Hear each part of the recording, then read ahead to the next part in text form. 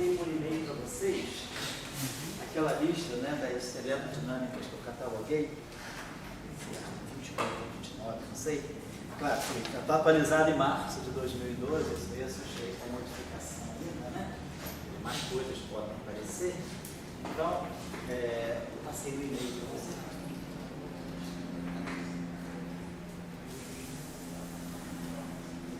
Então, eu deixei o e-mail aí, a gente vai fazer o seguinte, vocês podem eventualmente, com calma, irem olhando algumas delas, algumas coisas que possam interessar a vocês. A gente vai trabalhar em alguns exemplos, tá? E aí o que puder interessar a vocês, a gente pode colocar no curso, da forma de trabalho. Eu trouxe um trabalho também interessante que saiu no ano passado, no Physical Review Letters, de um efeito bastante interessante de eletromagnetismo. Vale a pena vocês estarem olhando. É um paper que saiu.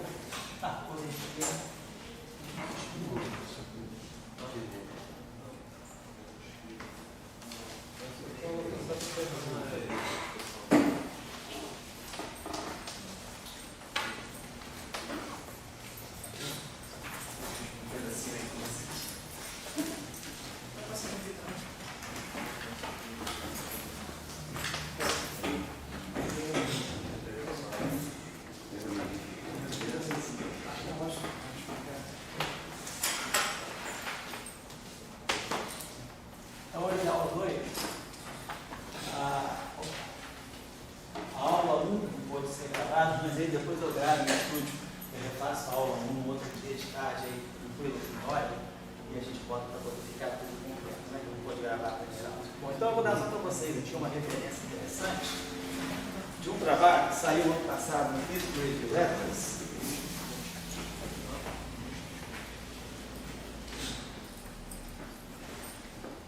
Sensei.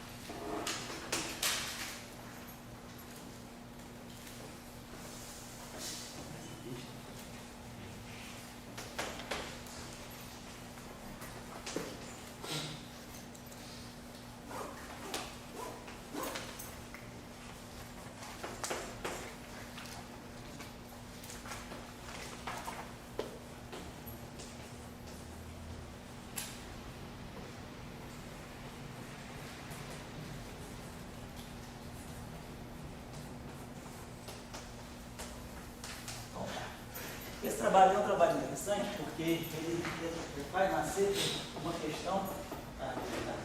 questão que é bastante interessante dentro da eletrodinâmica, que são esses efeitos de interação entre, no fundo, a luz e campos magnéticos, a luz e a matéria, né? Mas, por exemplo, tem efeitos, tem o efeito Faraday, que é quando a luz penetra no meio, onde haja mas onde haja um campo magnético. Então, a interação de um campo magnético externo, ela influencia na própria luz, na propagação da luz e gera uma rotação do plano de polarização.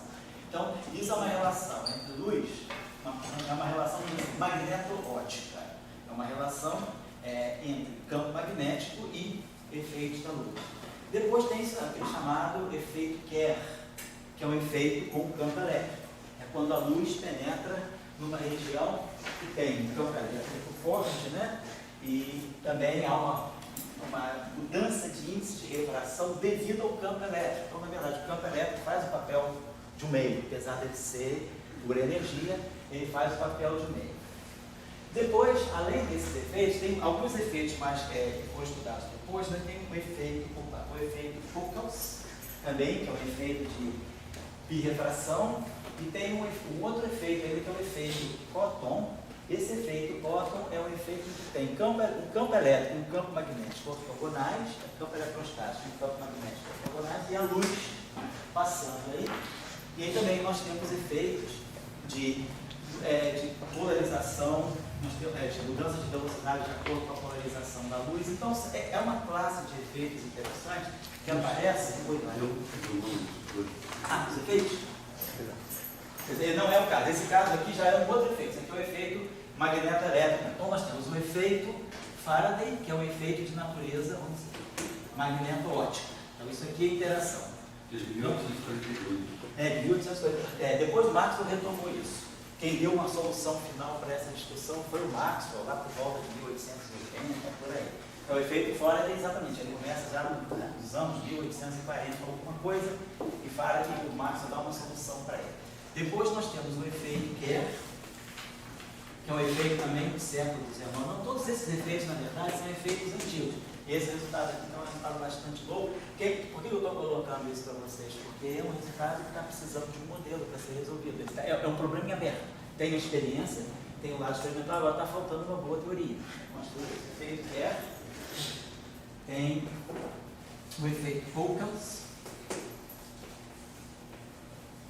Eu acho que é CK. Eu não lembro se é CK aqui ou se é só o K.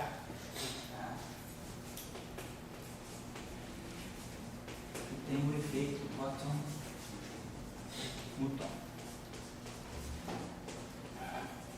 Então, todos esses são efeitos interessantes, né, que tratam da interação entre luz e um campo eletromagnético externo.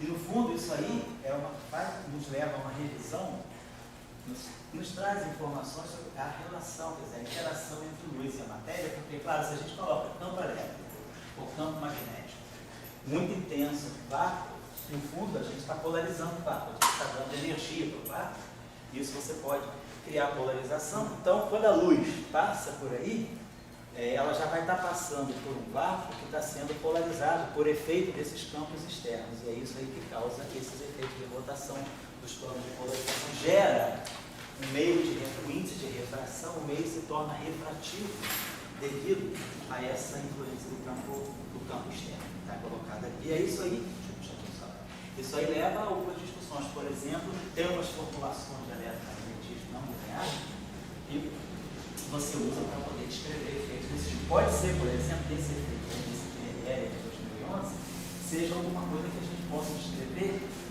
no quadro de alguma eletrodinâmica não linear. E a gente tem um campo intenso externo, que faz o papel de um campo estável, e um campo de laser mais fraco, que vai por uma flutuação, que se propaga, e aí o campo final é a soma do campo forte externo com o campo que se propaga, e isso aí gera um campo efetivo, que por não linearidade ele pode gerar interação entre o campo que se propaga e o campo efetivo forte. Ok? Queria falar alguma coisa? Agora está no escrito. Porque os outros também, um é magnético, o Foucault também é elétrico. Só que o Foucault é um efeito que ele é dominante sobre o efeito Kerr quando você considera campos elétricos acima de uma certa intensidade. Aqui, basicamente, esse efeito Kerr ele varia linearmente com o campo. E esse efeito Foucault ele varia linearmente com o campo elétrico externo. Quando você coloca a luz se propagando no meio que tem campo elétrico externo, o resultado do efeito Foucault ele cresce com o quadrado do campo externo, ao passo que o efeito Kerr ele cresce linearmente com o campo externo, mas na verdade são duas derivantes do mesmo fenômeno. E o efeito Cotton-Mouton é um efeito também de natureza elétrico, magneto-elétrico-ótica também, só que ele é proporcional ao produto dos dois campos, ele é quadrático nos campos, mas aqui é um efeito só magnético, aqui é um efeito linear no campo elétrico, aqui é quadrático no campo elétrico, e aqui é um efeito que é quadrático, quer dizer, é quadrático em E e D, ou seja, ele é escalar D, ele vai com E escalar D. Tá certo? Então são efeitos interessantes, e aí esse efeito agora, esse trabalho dos franceses, a birefringência, por exemplo, tem equação tipo de 1 é 2. não é que você pode talvez modelar com eletrodinâmica não linear, mas o que você mostra é que você gera uma diferença de fase, por exemplo, no efeito Focus, a luz, ela entra linearmente polarizada, ela passa por um meio onde tem um campo elétrico, e quando ela deixa esse meio, ela está eliticamente polarizada. Então, quem gera a defasagem nas duas componentes do campo elétrico para fazer a luz linear para a elíptica é esse efeito de diferença de fase quadrático no campo elétrico que foi aplicado. Se a luz passa por uma região onde tem um campo elétrico, quando ela sai aqui, ela sai eliticamente polarizada. E a diferença de fase entre as duas componentes do campo elétrico, da onda propagante, ela sai proporcional a E ao quadrado, onde é esse campo elétrico.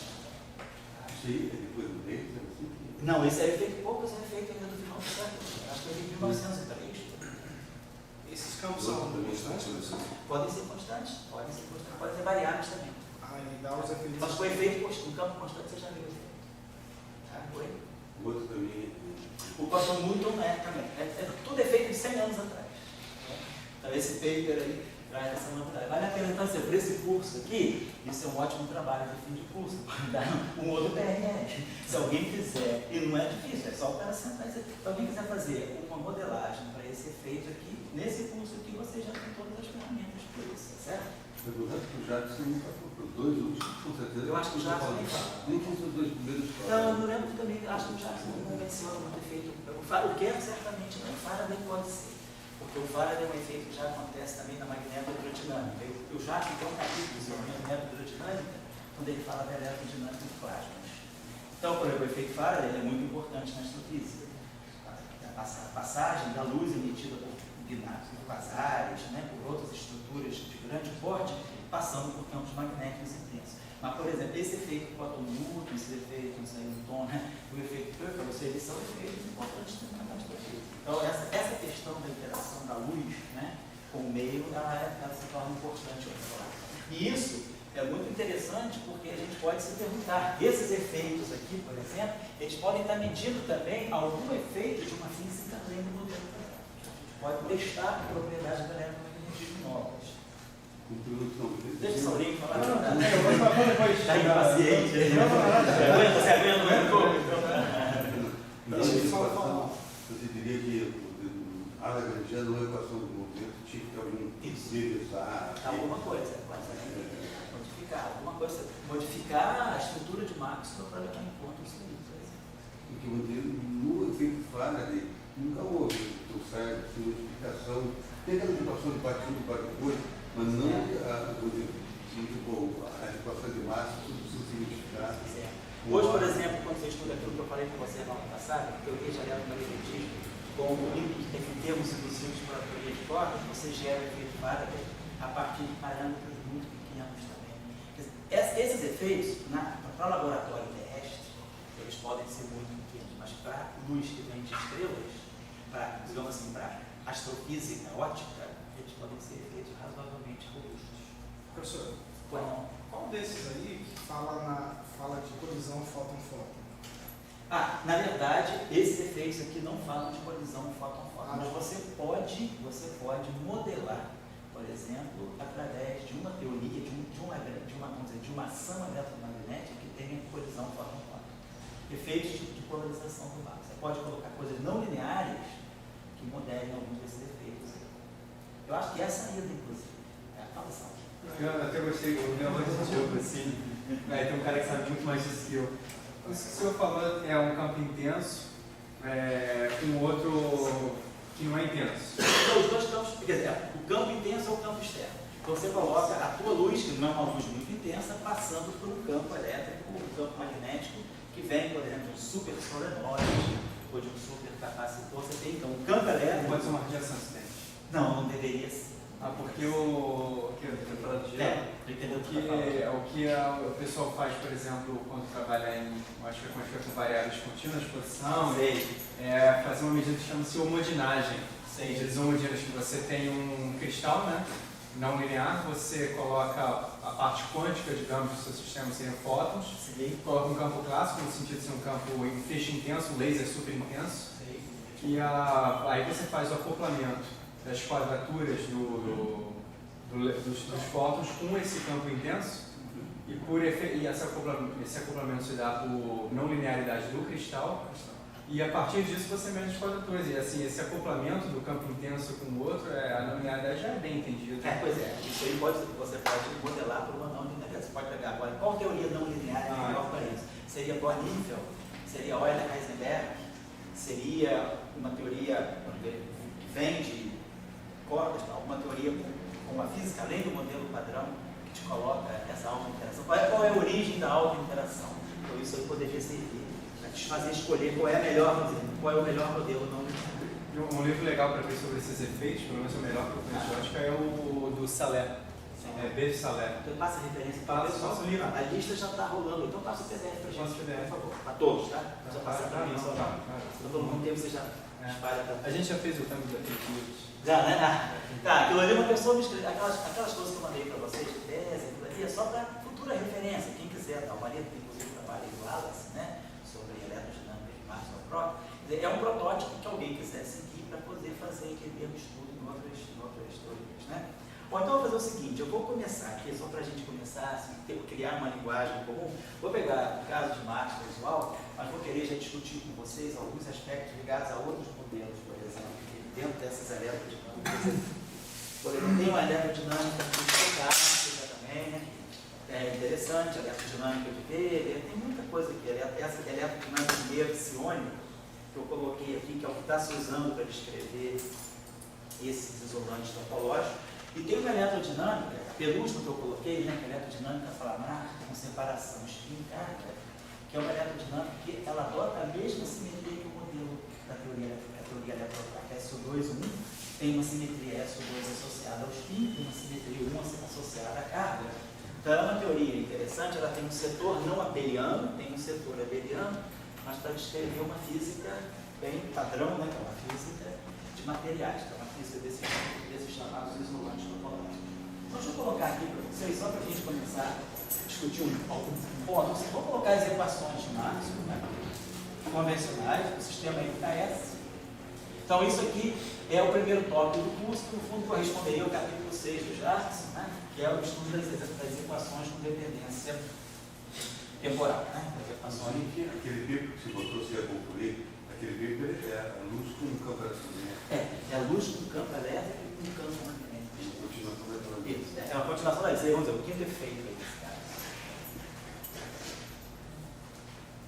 Aqui eu vou querer chamar a atenção de vocês para uma discussão.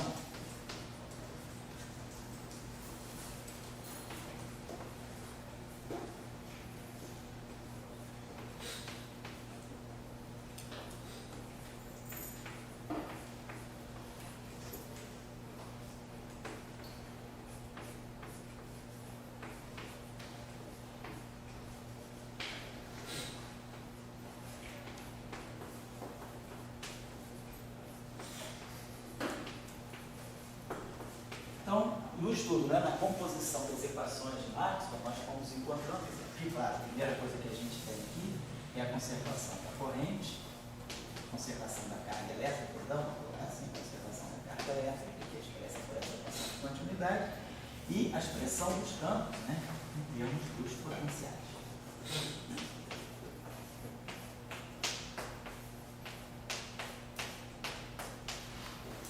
Claro que aqui depois a gente vai ter que se deter um pouquinho, vamos passar mais ou menos uma aula discutindo a questão da invariância de gate, né, da invariância de calibre, porque no eletromagnetismo ela não é algo assim tão fundamental, mas nas teorias de natureza, né, de fundamento eletromagnético, no caso das teorias de Andrews, sobretudo no caso da eletrodinâmica quântica, que é a física das interações fortes, essa questão da escolha do gate é muito importante, porque ela está ligada com uma física que é nova, que é a física das Lou-Balls, a física do confinamento, né? A física do setor confinante da eletrodinâmica. Eu estou só uma perguntinha, vocês que estão aqui, vocês estão conseguindo enxergar o quadro ou está dando sombra? Está dando para enxergar?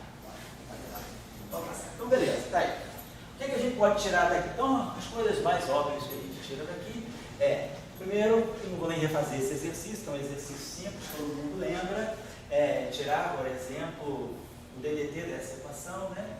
E tirar o rotacional dessa equação aqui, aí ganha um rotacional de E, joga aqui, aí a gente ganha, quer dizer, que essas equações de Maxwell no vácuo, né, com corrente nula, com carga nula, elas implicam que os campos satisfazem a equação de Ohm. Então, isso aí é um exercício imediato, né? Quer dizer, o Dallan-Bertiano de E é zero no vácuo, né? São as equações de Maxwell no vácuo, as equações de onda. Vamos adotar a notação aqui do Dallan-Bertiano. Depois a gente vai fazer tudo em notação covariante. Então, esse Dallan-Bertiano para nós aqui é 1 sobre C2, menos uma equação. Então, os nossos campos satisfazem a equação de onda no vácuo. Isso aí nos dá aquela discussão da propagação de ondas livres do vácuo, das planos monocromáticas, o R, E, são ortogonais ao K. Isso tudo aí é coisa que vocês já conhecem, né? Vamos saltar. Depois, uma questão interessante que se coloca aqui é esse ponto aqui. Normalmente, na discussão do eletromagnetismo, nós nos centramos, sobretudo o eletromagnetismo clássico, obviamente, nós nos centramos na discussão do campo. Então, o objeto importante para nós são os campos aí. A pergunta é, o que é fundamental no fenômeno eletromagnético? São esses campos ou são os potenciais? Os potenciais que geram os campos. Na lei, né, normalmente, o folclore diz aqui, quando a gente considera a dinâmica de uma partícula carregada num campo eletromagnético externo, a gente escreve a lei de Newton, né? A lei de Newton de uma partícula num campo eletromagnético externo, então nós colocamos aí que a força de Lorentz, né, é a força que governa a dinâmica de uma partícula carregada de massa, campo eletromagnético externo. E aí a gente fala, os campos são importantes porque eles dão a força. Mas a pergunta é, numa descrição, mesmo da mecânica clássica, se vocês se lembrarem lá dos cursos de mecânica analítica, a gente já lembra que quando a gente escreve o lagrangiano, né, ou o hamiltoniano, a gente escreve o hamiltoniano de uma partícula carregada no campo eletromagnético externo, o hamiltoniano ele já tem uma forma que é E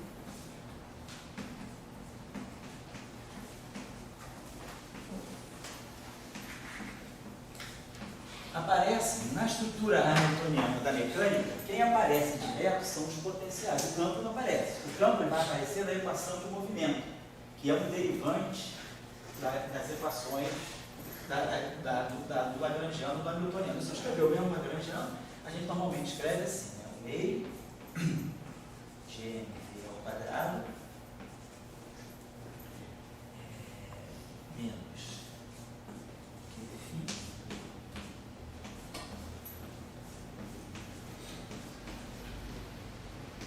Então, se a gente escreve, né, em termos das coordenadas generalizadas, né, x, né, dx e a velocidade, ou aqui a gente escreve em termos do momento e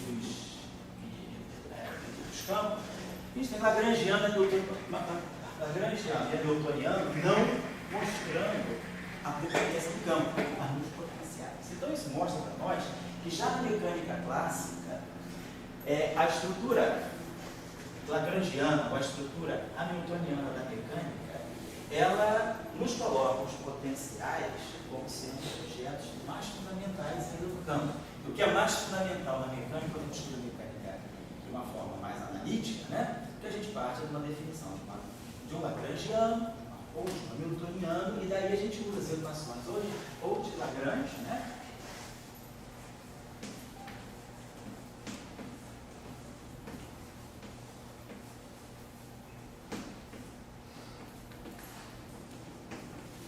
então a gente usa as equações de Euler-Lagrange, ou a gente usa as equações de Hamilton, né?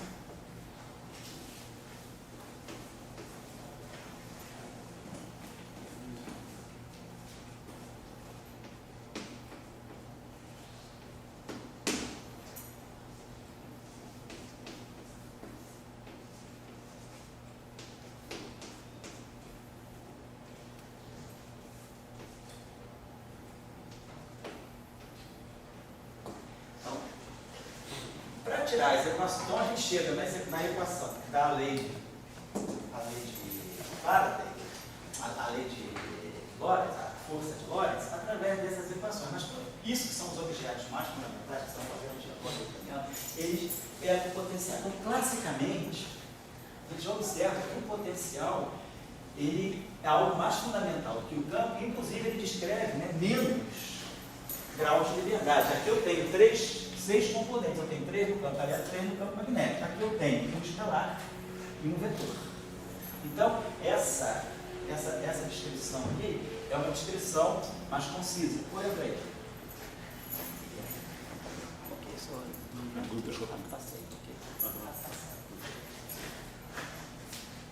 então, isso já mostra que mesmo a estrutura da mecânica clássica, ela de uma certa maneira já privilegia os potenciais.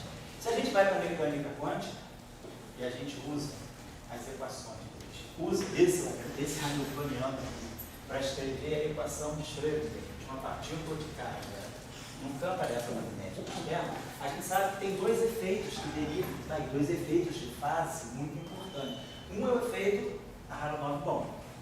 O efeito Aharonov-Bohm diz que se uma partícula, na mecânica quântica, na descrição quântica, ela passar por uma região onde o campo magnético é zero, não tem campo magnético externo, mas tem potencial. Se eu estou fora, eu tenho um solenoide. Nesse solenoide existe um campo magnético interno, que é um circuliforme. Se a partícula está aqui fora do solenoide, não tem campo nenhum, ela vai se mover por aqui. Essa partícula aqui, ela vai sentir esse campo.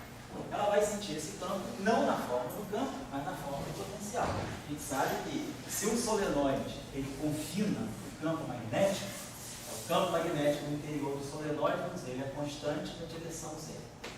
O campo magnético no exterior é zero. No entanto, o potencial vetor, ele não é nulo, nem dentro nem fora. Do lado de dentro, claro, isso aqui é linear, quer dizer, o potencial vetor é algo do tipo meio de x vetor B. Então, quer dizer, o potencial vetor, se o B está na direção Z, quer dizer, esse potencial vetor aqui é linear em x e y. Né? Então, agora, se eu for aqui fora, o potencial, o campo magnético é zero, mas esse potencial não é zero. Pela simetria, né, cilíndrica do problema, a gente vê que o potencial aqui fora, ele está na direção, vamos dizer, a gente usa as coordenadas cilíndricas, né, adota o ângulo polar como sendo a coordenada θ, não sei se é θ ou φ, vamos chamar de φ. O ângulo polar é o versor associado à direção azimutal. Então, esse potencial aqui, ele cai com a distância e ele é do tipo D0 sobre a distância, sobre o módulo de distância, não sobre R, que é a coordenada radial, por raiz de x2 mais y2. Então, o campo aqui fora, ele não é zero, né? Só aplicar aqui a lei, né, rotacional de A igual a B. Então, se a gente faz uma integral aqui, né? Pega isso aqui, integra um circuito, um círculo, né, que envolve o solenoide. Então, a gente sabe que o campo magnético aqui, por simetria, ele deve ser radial. Então, aqui eu devo produzir algo que eu tenho desse, vou colocar assim.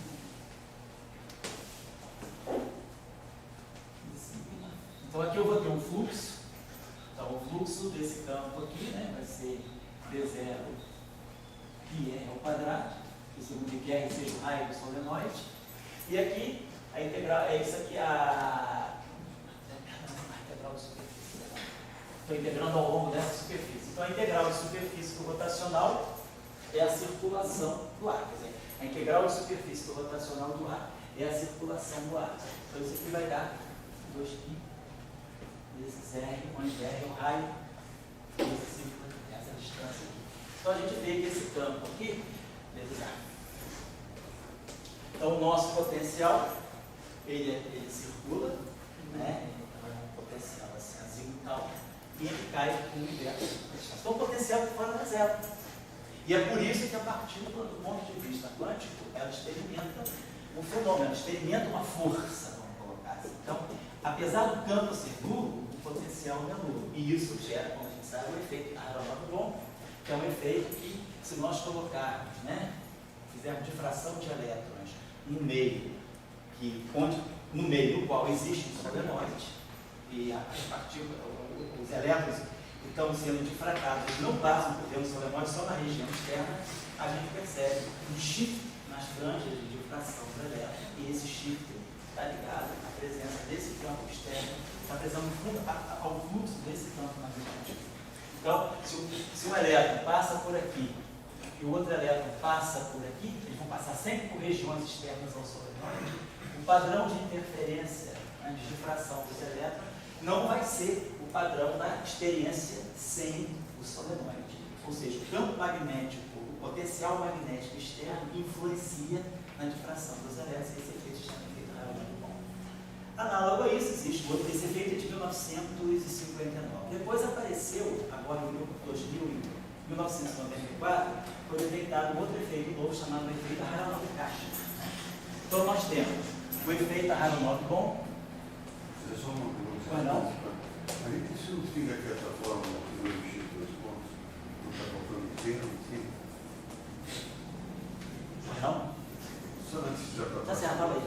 Aqui, como você meteu, não significa que essa fórmula do x dois pontos aqui, estaria faltando um termo, mais termo, ligado ao ar? Se você fizer, você pode. Não, nada diz. Isso aqui é. Isso eu quero mostrar para vocês hoje. Como é que eu tiro a força de Lorentz? Se eu não soubesse quem é a força de Lorentz por experiências feitas previamente, tem uma força de Coulomb, depois tem a força pela lei de Biot-Savart.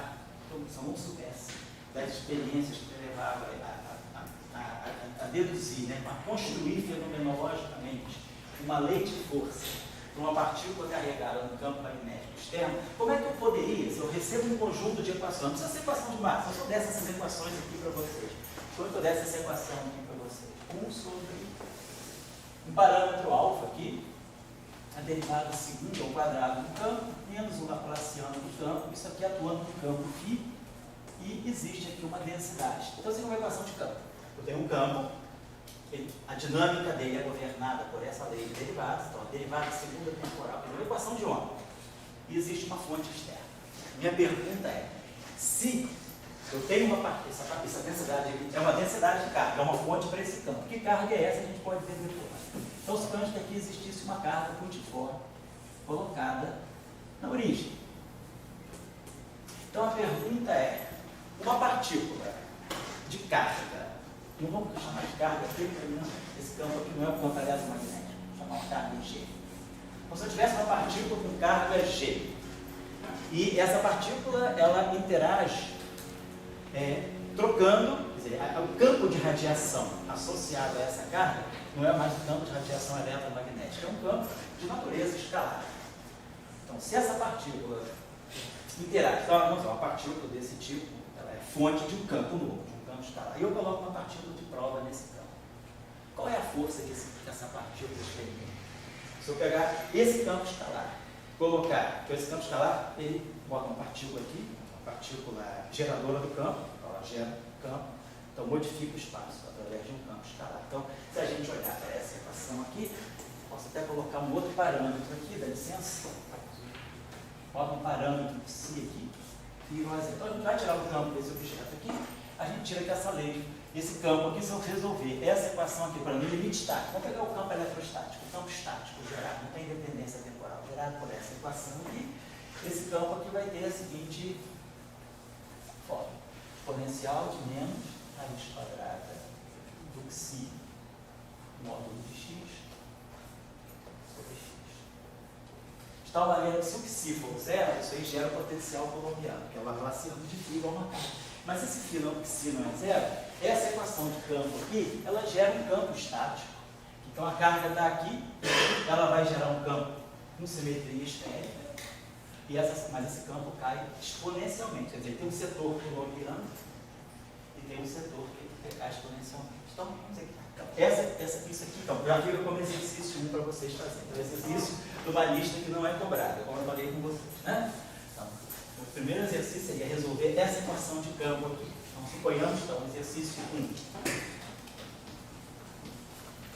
Eu tenho essa equação de campo.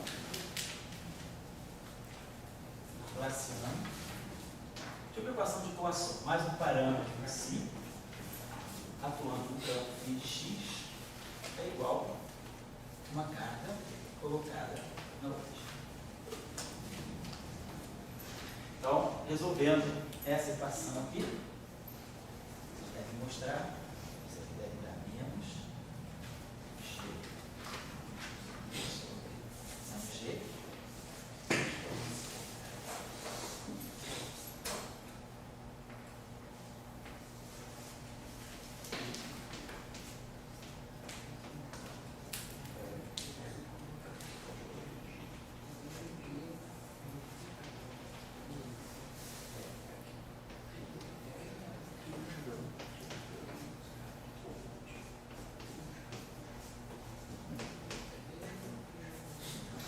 Então, esse campo aqui é o campo gerado. Se eu fizer xi igual a zero, eu reganho o campo potencial eletrostático, né? E se xi é diferente de zero, eu tenho esse fator corretivo aqui, que é esse exponencial, esse potencial que se chama potencial de um campo. Então, primeiro você faz resolver essa equação, uma carga multiforme colocada na origem, se o campo obedece a essa equação, o que é xi? Se, como vocês observam aqui, é um objeto que tem dimensão de 1 sobre o comprimento ao quadrado. Isso aqui é Laplaciano. O Laplaciano é d2 dx2. Então, isso aqui tem que ter dimensão de comprimento a menos 2. Isso aqui tem dimensão de comprimento a menos 2. Então, isso aqui tem dimensão de comprimento a menos 1. E x tem dimensão de comprimento. Então, essa exponencial aqui é adimensional. Então, a gente vê que realmente o alcance desse potencial é quando x for na faixa de 1 sobre raiz de r. X for 1 sobre raiz de xi. Para x maior do que 1 sobre raiz de xi, esse potencial já cai sensivelmente. Então, esse potencial é dominante. Perto da origem, esse x aqui é muito pequeno, então isso aqui tende a 0, então isso aqui tende a 1, o potencial é fortemente colombiano. E longe da origem, o potencial ele cai muito mais rapidamente do que o potencial colombiano, porque esse fator exponencial amortece. Então, é um potencial mais confinado. O efeito do potencial é mais restrito a uma região do espaço mais próxima da carga. Então, esse é o tipo de potencial de um campo. Então, a pergunta é, se uma partícula teste agora, uma partícula teste com carga G tilde, é colocada nesse campo. Então, coloca uma partícula nesse campo. Qual é a força que ela experimenta? Quem é a força de Lorentz? Não tem QR, nem tem QVV, eu não tenho E nem D. Como é que eu determino? Dado um campo, como é que eu sei determinar a força que ele exerce sobre partículas que experimentam a interação descrita por aquele campo? Tem uma metodologia para eu fazer isso? Oi? Dado um campo, esse campo está associado a uma carga, a um tipo de carga. Então, se esse campo é gerado por uma carga, vamos dizer assim, fixa, e eu colocar uma carga teste nesse campo, qual é a força que essa carga experimenta? Então a pergunta é, se eu não soubesse a lei de força de Lorentz, como é que eu poderia deduzir a força de Lorentz a partir das equações de Maxwell? Se eu soubesse, só conheço as equações de Maxwell. Como é que a partir das equações de Maxwell eu deduzo a força que uma partícula carregada experimenta quando ela é colocada no campo eletromagnético externo? Essa que é a questão, tá claro, gente? Eu achava que você está falando que a gente calculasse o campo para depois. Eu não posso usar Lorentz então. Não, Você não conhece. vai deduzir Lorentz. Ah, tá. A questão do problema é muito mais constitutivo. Dado um campo, como é que eu determino a lei de força que aquele campo? Porque o campo está associado a um tipo de física. Se é um campo gravitacional, a física do campo, a carga que o campo gravitacional brinca é a massa. Quem é que gera campo gravitacional? Massa, uma descrição clássica. Claro que numa descrição relativística, energia é massa, então tanto faz ter massa como energia, você vai gerar campo magnético. Se pegar um gás de fótons é pura energia, mas na relatividade, do ponto de vista da relatividade, energia é massa, então gera campo gravitacional. Então, você pode ter um campo gravitacional, vamos dizer, gerado por uma estrela de fótons, se fosse o caso, né? Beleza, então essa pergunta. Dado um campo eletromagnético, quais são as entidades que geram o campo? Cargas e correntes. Agora, dado um campo, sei lá, de uma outra física, de uma quinta força. Suponhamos que existe uma quinta força na natureza, e que essa força seja associada a um campo. Então, se ela é uma quinta força, tem que ter algum número quântico, alguma propriedade que gere esse campo. Esse campo está associado a alguma física. Qual é, vamos dizer, a entidade física, qual é o atributo físico que está relacionado a essa força? Pode ser a cor, no caso da força eletromagnética, da força forte. A carga de cor dos quartos. Ou pode ser a hipercarga fraca, o isospin fraco, no caso de uma interação fraca. As cargas do neutrino, por exemplo. Neutrino gera um campo fraco. Agora, suponhamos que eu esteja falando de uma partícula conhecida quanto um campo hipotético, que é gerado por um tipo de partícula, um tipo de carga. Sei lá, existe cor, os espinhos isotopos. Então, vão existir um charme, né? Como já tem um charme, ou então uma coisa, sei lá, mais frutal, um campo aí, vamos dizer, um campo místico. Existe uma carga chamada carga mística, tá? Então a carga mística, isso é um pouco físico, gosta de inventar. Se aparecer, não tem problema. Então, mas ele tem uma carga, ué? Tem uma religião quântica mística. Só vamos sair fora dela. Vamos dizer, uma carga chamada elfo. Uma carga elfo. Onde a gente está falando do Senhor dos Anéis, né? Aí Frodo, né? Correndo lá, dá de cara com um campo estranho de força, né? Ou partículas Nibble, né? Então, vamos dizer lá, o campo que o Frodo vai detectar é o campo, né, de uma força elfa, tem uma força elfa na natureza. Essa força elfa, essa partícula elfa, ela tem um número quântico distinto, ela gera um campo que não é elétrico, que não é magnético, que não é fraco, que não é forte, que não é gravitacional. Então, veja lá o campo. Aí a pergunta é, eu pego uma outra elfa, a namorada, que é uma linda elfa. Aí pego, bota a nossa amiguinha lá, que força que ela vai sentir? O cabelo dela vai arrepiar, o rosto dela vai se contorcer. Como é que esse campo elfo vai atuar na moça elfa, né? Na elfa. Como é que vai ser isso? Então essa é a pergunta. Oi? Sou rei de momento. Eu tô político, tá Isso, não veio. Então, nosso amigo aí já explorou a Terra dos Anéis aí, já tem o anel da sabedoria, né? Roubou o anel lá e essa que é a ideia. Então, se a gente conhece as equações de um campo, nós somos capazes de saber como é que esse campo deve interagir com cargas externas, ou com objetos externos que carregam o número quântico daquela interação. Claro, se eu colocar aqui um neutrino, o neutrino não tem números quânticos da interação eletromagnética, pelo menos que sejam sensíveis. Então, se eu colocar aqui uma partícula completamente neutra, né, do ponto de vista eletromagnético, não tem nem spin, o neutrino ainda tem spin que dá aí um momento magnético, mas uma partícula assim realmente, sabe, zero à esquerda, né? Um zero à direita. Um zero à direita, zero à esquerda é marxista, é bom. Porque é um zero à direita, né? É uma partícula zero à direita que não tem nada, não tem a carga, não tem o spin, então ela praticamente não interage. Bota essa partícula ali, ela não vai ver os campos. Mas ela de repente está super interagindo com um outro campo, que é esse campo elfo, um campo novo. Ela tem o número quântico daquele campo. Ela vai sentir aquela força, ela tem a carga que aquele campo percebe, então ela vai sentir aquele campo. Aí a pergunta é, se eu conhecer as equações daquele campo, como é que eu posso conhecer as equações que vão descrever a força desse campo e dessa partícula? Essa é a questão, está bem colocada? Então tá legal. Então, como o Diego falou, nós não vamos partir da equação da lei nós não vamos partir da lei de Lorentz, da força de Lorentz. Vamos deduzir a força de Lorentz usando a estrutura do campo, porque para isso que o campo é importante, né?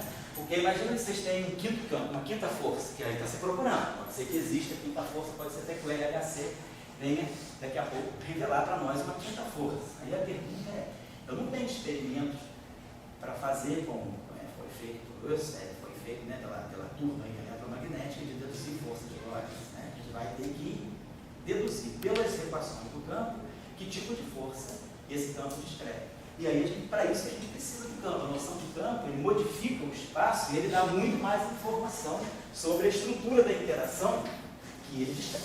Então, essa foi a provocação. Então, deixei esse exercício aqui, e quando fazer esse exercício, depois vocês vão entender como é que a gente faz. Então, a gente já sabe, eu não vou também perder muito tempo com isso, porque eu prefiro fazer casos mais novos, mas vamos só para lembrar a vocês como é que a coisa funciona. Então, vamos pensar o seguinte, fisicamente, vamos pensar o seguinte, se esse campo transporta, então todo mundo sabe, um campo é uma descrição, a carga lá. A carga é a elfa dominadora. É a alfa. As elfas mandam, né? Então vamos lá. Se a gente tem, né, um campo está descrevendo alguma coisa que se propaga no espaço, ele descreve um transporte de energia em momento. A gente sabe lá da física 4 que é o eletromagnético, ele descreve, transporta energia, transporta momento, faz a pressão da radiação, inclusive, né? Então a gente sabe que um campo é uma distribuição de energia em momento no espaço. Se esse campo for estático, ele é uma distribuição estável de energia. Mas se esse campo é dinâmico, né? Se esse campo, se uma partícula, por exemplo, está irradiando movimento, esse campo ele carrega uma distribuição de energia em momento. Se esse campo tem energia, e se esse campo, sobretudo, tem momento, então a gente pode pensar, se o momento, se a derivada temporal do momento desse campo for zero, então DDT do momento é zero. Então significa que esse campo é livre. Então, se a gente pegar aqui, vamos lembrar aqui como é que a gente faz para tirar, por exemplo, a descrição de energia e momento desse campo. A gente pega essa equação aqui, multiplica escalarmente por D.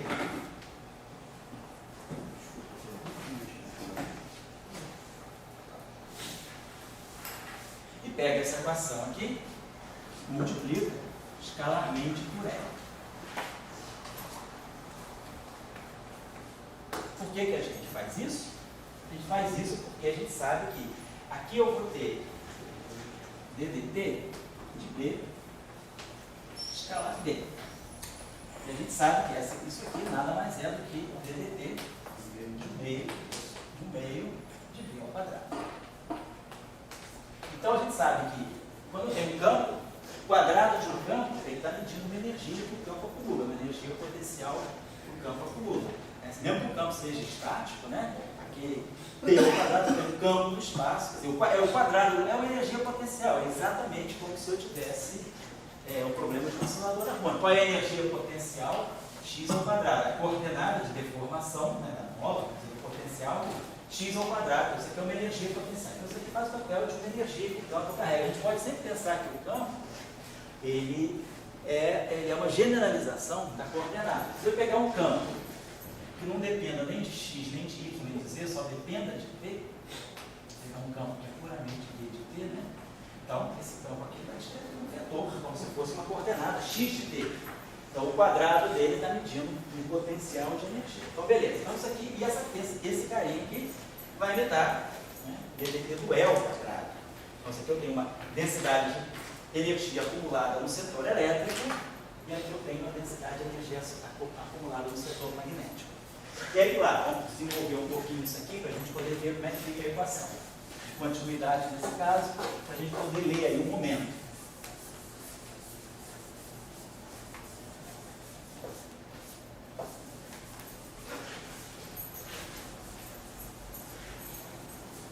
Bom, então pegando a primeira equação, eu vou produzir D escalar rotacional de E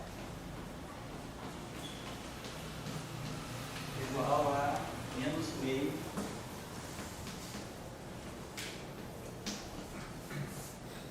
assim. E a última equação lá é escalar rotacional de D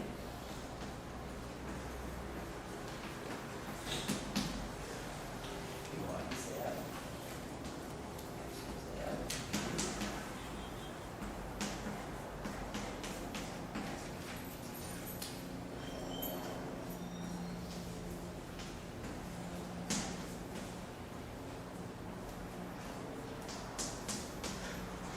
Certo? Bom, a gente pode pensar o seguinte: suponhamos que eu some essas coisas, quer dizer, multiplica essa equação aqui por menos 1, vamos fazer isso. Multiplicar a primeira equação por menos 1. Então, esse lado aqui, o que está produzindo isso é um escalar rotacional de D. Menos B escalar rotacional de E. Então, a gente trabalha no lado direito. Vamos trabalhar só o lado esquerdo por enquanto. Vamos esquecer o lado direito por enquanto. Vamos trabalhar só o lado esquerdo, somando essas duas equações. Então, isso aqui é rotacional, né? Então, esse primeiro termo, isso aqui é um produto escalar de um vetor por outro vetor. Então, componente, isso aqui vai ser a componente I do campo elétrico e o rotacional de D é epsilon I J kappa, derivada em relação à coordenada XJ, do BK. Esse termo aqui. E outro termo é menos DI e a componente I do rotacional, epsilon I, J kappa, J. Eu só abrindo a expressão em termos de coordenadas cartesianas, tá? Das coordenadas. Então, esse termo aqui, posso pegar. Isso aqui, então, poderia escrever dessa maneira. Esse termo aqui, isso aqui, ó, é um termo, isso aqui é uma constante, é um tensor de Levy-Tita, né? Aquele epsilon cíclico, né? 1, 2, 3, vale 1, 2 índices iguais, vale 0, é o tensor de Levy-Tita, que a gente usa para fazer o produto rotacional. Então, eu posso reduzir esses termos aqui, eu poderia pensar da seguinte maneira. Jogo esse termo aqui, essa derivada aqui eu poderia escrever assim, ó, dj. Essa derivada atuando em tudo, ó. Epsilon é uma constante, então tanto faz, ela fica dentro ou fora da derivada. EI BK. Certo? Esse termo aqui é isso aqui, ó. Essa derivada toda, ela atuando aqui dá zero. Esse tensor é constante, ele vale 1 menos 1 ou 0. DJ do EI não tem aqui, que eu tenho DJ do BK. Então eu tenho que subtrair esse termo menos epsilon I. J kappa DJ EI BK. Esse termo. Desculpa, não sei como vocês devem estar acostumados. Vocês estão acostumados a usar a convenção da soma? Sempre que a gente fizer soma sobre a I e I, tiver dois índices, isso aqui está implícito, que é uma soma em I que vai de 1 a 3, né? Já I e I, isso aqui é um produto escalar de dois vetores. É a 1 B1 mais a 2 B2 mais a 3 B3. Então a gente omite a soma no índice para dizer, tem índice saturado, então isso aqui eu estou pegando a componente I do campo elétrico com a iésima componente do rotacional. Mas é claro, todo mundo conhece a expressão do rotacional. O rotacional de um vetor a qualquer componente I, a iésima componente do rotacional é justamente epsilon I, JK, derivada em relação a XJ, derivada da componente AK. Estou, claro, somando 1, 2, 3, né? Então, se eu pegar aqui a componente 1, eu tenho que somar o J e o K, 1, 2 e 3. Como aqui já é 1, aqui nunca vai poder ser 1, vai ser 2, 3, 2, 3. Vai ficar D2 do A3. Se eu pegar o I igual a 1. E aí depois vai ficar 1, 3, 2, que é menos 1. D3 a 2. A gente realmente tira aquilo lá. A componente X do rotacional, a componente X do rotacional é o DY do AZ menos o DC do AZ. Já sabe, essa expressão aqui é uma expressão concisa, né? Para dar qualquer componente do rotacional de forma fechada. A gente não precisa ficar abrindo isso. Então isso aqui é a iésima componente do campo elétrico, escalar, iésima componente do campo magnético, do rotacional de B. Mas o rotacional de B, a iésima componente, sim, ela rega isso aqui, claro, somando I de 1 a 3, J de 1 a 3 e K de 1 a 3. É a mesma coisa. Agora observe que esse termo aqui, ele tem a derivada do E. Ele libera o E.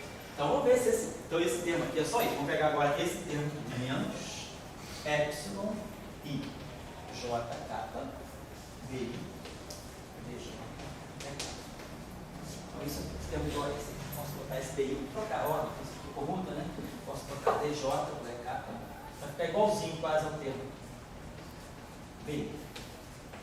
Então, isso aqui, eu escrevi esse cara aqui sob a forma de uma derivada total menos a derivada do primeiro fator. E mantive esse termo. Agora, I, J, oi? A regra do produto aí. Isso, a regra de Leibniz, derivada do produto, o primeiro vezes o segundo, mais a derivada do primeiro vezes a derivada do segundo. Só isso. Então, eu usei isso aqui para colocar sob uma forma de uma derivada. Por que eu estou fazendo isso, obviamente? Porque eu estou produzindo lá derivada de B2, derivada de E2. Então, eu queria ter tudo dentro de derivadas. Eu quero tirar uma equação de continuidade.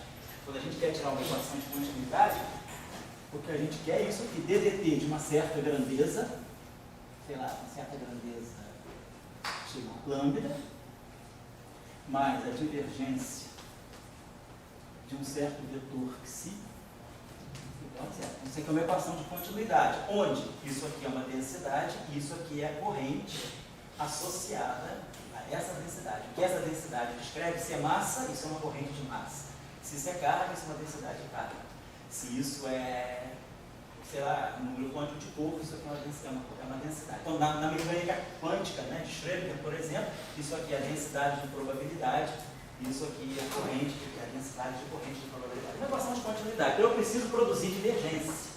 Então, esse termo aqui está me dando uma cara de divergência. Agora, esse termo aqui, vamos ver o que a gente pode fazer. Esse termo é igualzinho a esse, em estrutura. Aqui é epsilon e j, os índices são todos livres. Então, aqui eu tenho dj. O que eu estou precisando para jogar esse termo e ficar mais parecido com isso? O j está no lugar, o i, o j e o k estão no lugar certo. O j está no lugar certo. Esse i e esse k poderiam ser trocados. Por quê? Porque como eu estou somando i, j, k, esses índices são mudos, são saturados. Então, essa equação aqui, se eu chamar k de i, vou chamar i de k. Nessa equação aqui, eu tenho esse direito. Vou deixar o j parado. O dj está aqui, o j está aqui, o j está aqui. Mas esse i poderia estar aqui. Então eu vou chamar esse k de i. Eu vou chamar o k de i, o k de i e o i de k. Simplesmente renomeei índices que são mudos. E aí, ó, isso aqui ficou muito parecido. Só que isso aqui é epsilon. A gente agora vai usar as propriedades cíclicas. Eu posso trazer esse i cá para frente. Então, o i, vindo para o primeiro índice, ele vai dar 2 saltos, não muda de sinal. Mas agora eu vou trocar o j com k. E aí o tensor de Leibniz é antissimétrico na troca de 2, então isso aqui fica mais. Então, na verdade, esse termo então só sobrou isso. Então, isso menos isso é simplesmente isso aqui. Agora, isso aqui está claro. Isso aqui é dj. E esse carinha aqui eu posso escrever da seguinte maneira: menos epsilon j e k. di é i dk. Simplesmente troquei a ordem do i com j, invocando a antissimetria do Leibniz. Então, ó, isso aqui nada mais é do que a j-ésima componente de E vetor B. Esse aqui é o produto vetorial. Isso aqui é E vetor B componente j. E isso aqui é dj disso. dj da componente j de um vetor e a divergência. Então, essa equação que está ali nada mais é do que a divergência.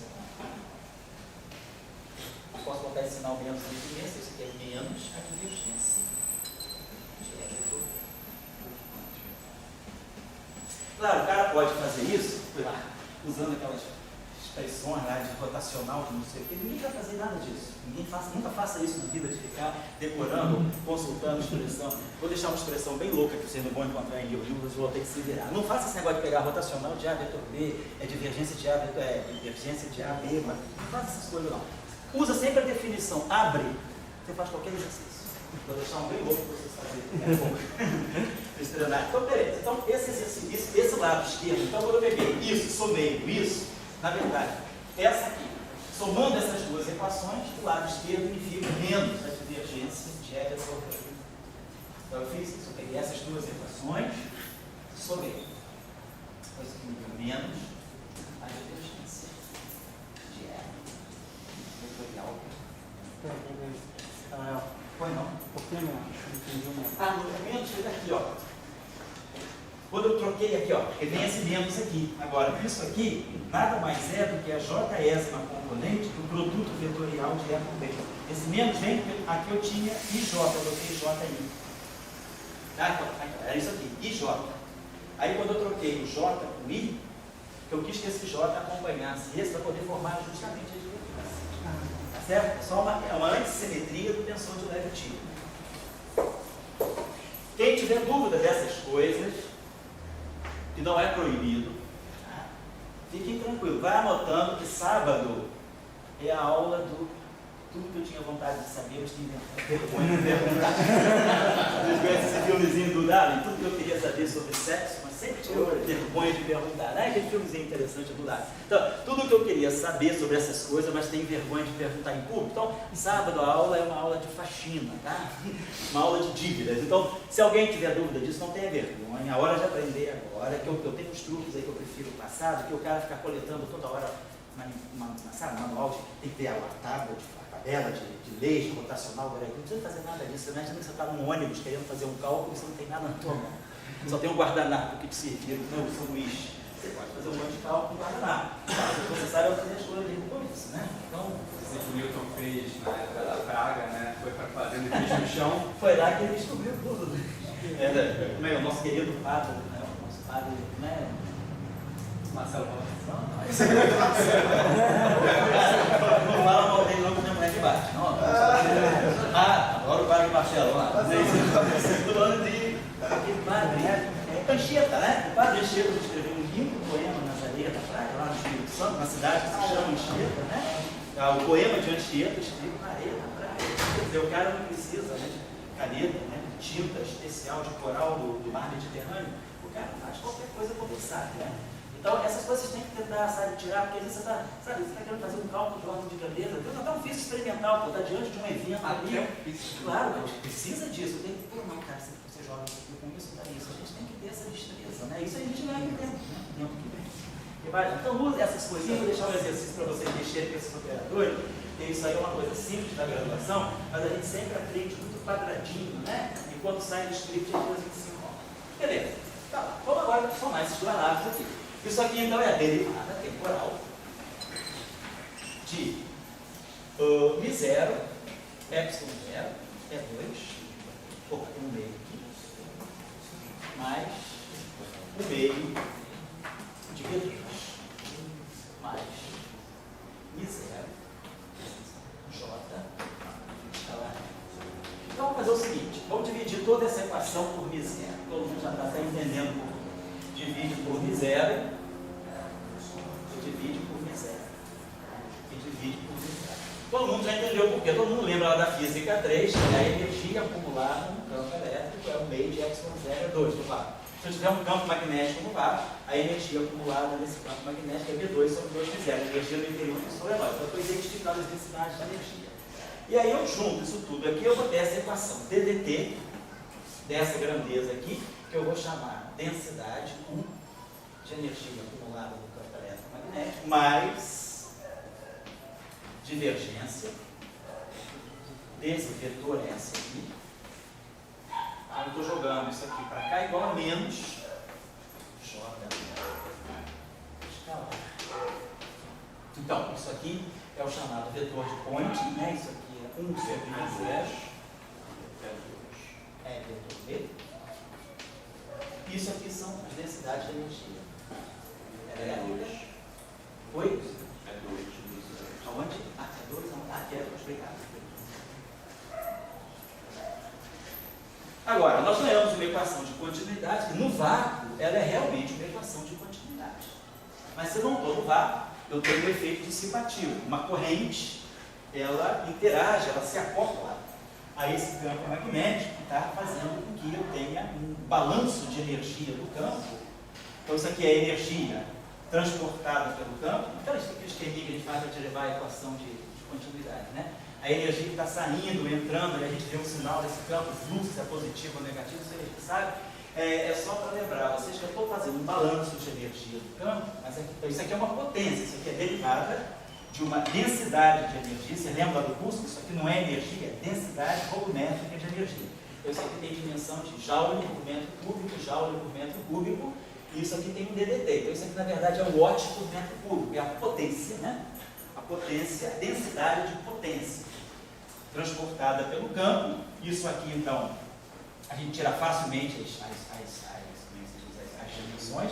Isso aqui tem um comprimento, é só acertar. Se eu sei que isso aqui é potência por unidade de volume, eu sei que isso aqui é 1 sobre V, então isso aqui é potência por unidade de área. Então isso aqui é energia por tempo área, que é o que nós chamamos de intensidade. Então o módulo do vetor de Poynting é a intensidade da radiação, energia por unidade de área, tempo. Unidade de área, tempo. E esse cara aqui é o efeito dissipativo. Então é aquilo que a gente chama de efeito Ohm, né? Que é quando o campo perde energia eletromagnética devido à dissipação da corrente, né, que interage com o campo.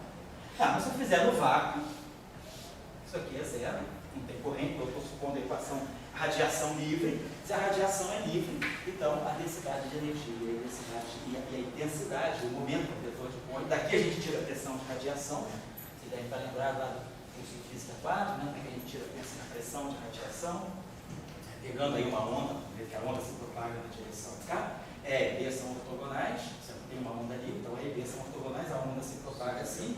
Então eu tenho que B está na direção da propagação, é o que vai dar o momento, né? Que vai fazer justamente a pressão da radiação. Beleza, isso aí está feito na tese, na monografia do Wallace, que ele faz essa discussão para Maxwell-Broca, e você tira lá a expressão, né? Como é que se o fóton adquire massa, como é que fica a pressão da radiação. Então eu tenho fótons massivos interagindo, então o fóton, além de ter momento e energia, ele tem massa. Você faz uns cálculos lá para saber, a partir de que comprimento de onda, essa pressão de radiação, o efeito da massa do fóton pode ficar. Então isso aí está na monografia do Wallace, quem quiser dar uma olhadinha lá, não vou focar isso. Bom, então vocês estão observando o seguinte, o campo tem momento. Agora, se eu quero estudar a variação, temporal desse momento, se o campo agora perde momento, é porque ele perde momento sob a forma de força. dP/dt é F, é a força. Então, a estratégia para eu saber que tipo de força esse campo pode fazer numa carga é justamente pegar as cargas e as correntes que estão aqui, verificar como é que vai ficar o efeito. Se eu agora pergunto, se o meu campo carrega essa densidade de momento, né, que é o vetor de point, quem é o ddt do S? A minha pergunta é isso aqui. Se eu fizer isso aqui, eu estou no fundo, a variação tem que estar ligada a algum tipo de força. Você deve ter uma densidade de força. E aí, se o campo está perdendo, se ele está perdendo momento, é porque ele está fazendo força em alguma coisa. Está trocando momento com alguma coisa que seriam, por exemplo, as partículas e as correntes. E aí a gente pode se perguntar. Com isso a gente vai poder ler, através dessa expressão, alguma coisa que nos leve à força de Lorentz, que é o que vai dar a força que um campo faz numa partícula. Entenderam a metodologia? Fala. Professor, a pergunta é muito idiota, você acabou de falar, mas me deu um branco. O que é? Por que o DDT é uma densidade de força? É a variação da identidade da... O que é a variação da intensidade no tempo? Não, porque isso aqui, no fundo, isso aqui é momento. Se você pegar aquela intensidade, aquilo ali é Joule por segundo metro quadrado. Né? Joule é Newton vezes metro, não é isso? E aqui eu tenho S ao quadrado. Né? Então isso aqui está me dando alguma coisa, assim, tá certo. Tem uma unidade, está tudo corretinho. Né? Isso aqui é densidade de energia, isso aqui é Joule por metro cúbico, está certo. Então, Joule é Newton vezes metro, então seria a força. Vamos ver aqui, se eu botar metro cúbico aqui, vamos dizer assim, a gente botar um metro ao quadrado, né? A inteira tem que... Quer dizer, não é bem a densidade de força, a gente vai ter, deixa eu ver, a gente vai ter alguma coisa que vai ter a densidade, quer dizer, a partícula, a carga, e eu devo ter campo, né? Vamos fazer a unidade direitinho. Deixa eu apagar isso aqui um instantinho. Não vamos fazer só análise dimensional agora, vamos fazer análise dimensional. O que eu estou dizendo é o seguinte, isso aqui está associado ao momento transportado pela onda. Vamos colocar assim. Desculpa. Não é isso, é só J. Isso, desculpa aqui. Isso aqui é Joule por segundo, não é isso? Metro ao quadrado, não é isso? Certo? Porque é isso aqui. Energia, Joule por metro cúbico. Então, tem Joule por metro cúbico, DDT disso, então 1 sobre segundo. No outro termo é divergência de S. Então, a divergência é 1 sobre metro, S.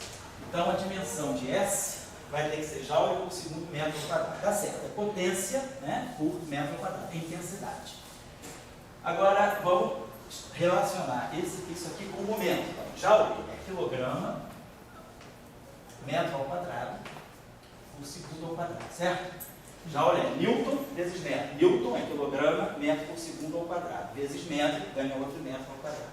Então, isso aqui fica sobre segundo metro ao quadrado. Então, eu estou querendo dizer que isso aqui está relacionado, né, ao momento. Então, o momento é quilograma, metro por segundo. Vou colocar assim, quilograma metro por segundo, um segundo ao quadrado. Então, aqui ficou segundo ao cubo. Deixei esse segundo aqui, deixa esse segundo ao quadrado. E aqui eu tenho esse metro, e aqui eu vou deixar metro ao quadrado. Fica metro. É isso? Sim. Então, isso aqui é momento, né? Isso aqui é segundo ao quadrado. Então, eu tenho uma fração, eu tenho alguma coisa que tem momento sobre aquela unidade ali. Então, quando eu tirar o DDT dessa grandeza aqui, quando eu tirar o DDT disso aqui, eu vou estar, na verdade, tirando o DDT desse momento.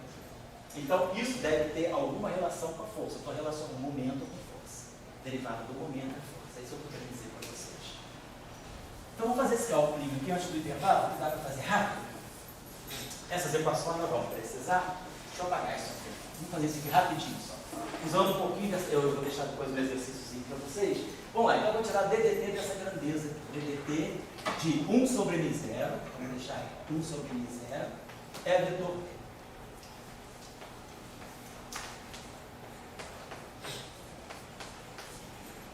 Então vamos lá, vai ficar 1 sobre μ0, d é dt. Vetorial mais 1 sobre μ0 é vetorial dBdt. Então nós estamos desenvolvendo só isso aqui. Agora vamos lá, quem é a divergência de E? DDT de E. DDT de E, vamos substituir isso aqui, esqueci. Então, DDT de E, vamos substituir aqui. Então isso aqui vai dar para nós 1 sobre μ0. Pegar isso aqui isolado, porque 1 sobre μ0 é ε0, então vai dar 1 sobre μ0 ao quadrado, ε0, certo? Rotacional de B.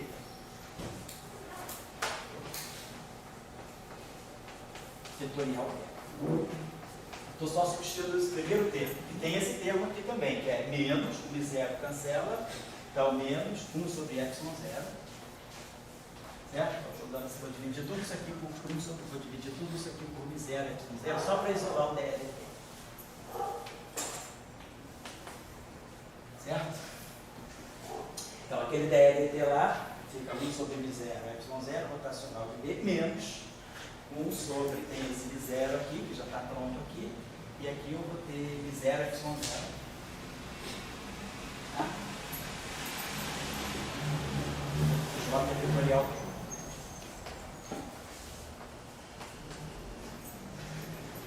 Mais 1 sobre μ0 é vetorial. Agora, dBdt é menos o rotacional de E.